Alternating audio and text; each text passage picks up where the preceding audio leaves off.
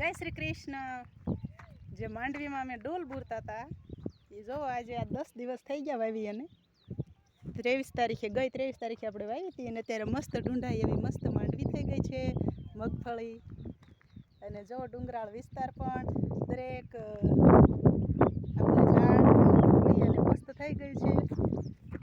જો પીપરનું લાકડું વાવ્યું હતું એ પણ મસ્ત રીતનું ફૂટી ગયું છે અને મસ્ત લીલું થઈ ગયું છે। કેવું કૂણું કૂણું મસ્ત પત્તું નીકળ્યું છે, સુપર પત્તું દેખાય છે। અને આ સીતાફળી ઉનાળામાં એમ થાય કે હવે આ ફૂટશે જ નહીં, જ્યાં ચોમાસું આવે ને વરસાદને ભાળે જાય ને ત્યાં તો આમ કૂપડ્યું ફૂટે અને જો ઓલા હોતન આવી ગયા અહીં કણે શું કહેવાય દોડવા।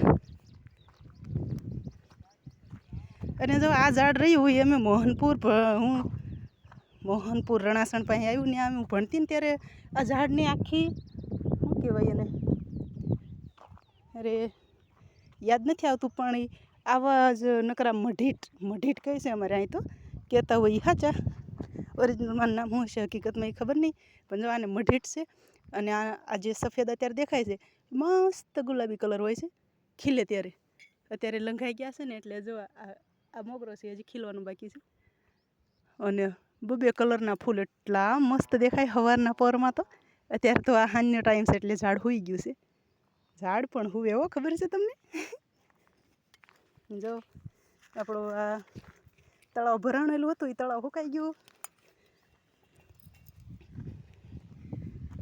પવન તો બહુ જ સુપર આવ્યા રાખે અમારે અહીંથી ક્યારેક પ્રાંતિજ આંટો જાવ ને ત્યાં નકરું આપણે ગરમી જ લાગે, પણ પ્રાંતિજ સારું છે। મારા પપ્પાએ મસ્ત લીમડાનું ઝાડ આંગણે રાખ્યું છે ને તે બધા એમને બેહવી પડે કેવી મોટી જો ખોપ ચડીને હાલી આવે છે પવન ચક્કી। અમારે ત્યાં પવન ચક્કીને ધરાવ કરી દીધા છે સરકારે।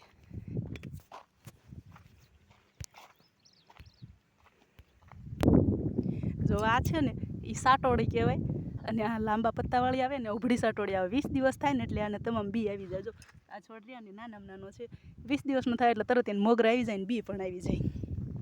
અને આ છે અમારા મામાની ચરખી જે કૂવો ગાળવાના કામમાં આવે, અત્યારે ટાંકીને મૂકી દીધી છે।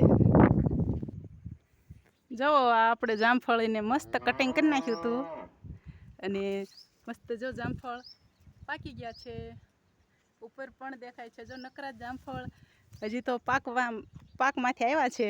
ત્યાં તો જવો અહીંયા નવીન દોડવા પણ ફૂલડા પણ આવી ગયા છે। જો અરિયા એના મોગરા ખીલશે લાગડ જો જ્યાંથી આપણે કાપ્યા છે ને ત્યાં તો નકરા જ મોગરા થયા। જો આ બધા ફૂલ ખીલશે એટલે જામફળ।